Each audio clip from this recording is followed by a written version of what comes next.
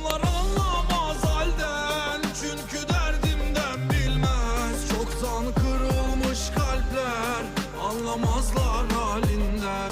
Sevdiğimden, bittiğimden, her şeyden vazgeçtiğimden, kendimi kaybettiğimden, bilmezler derdimden. Bakınca yüzüne güldüğünden, sanar açar çiçek tan yerinden. Fazlası var gördüğünden, her gün doğacak yine küllerinden. Bu kara gece benim manzaramsa, düşen bir yaprağım sonbaharda. Sanki İstanbul'du gözlerin, ağlarken baktığımda.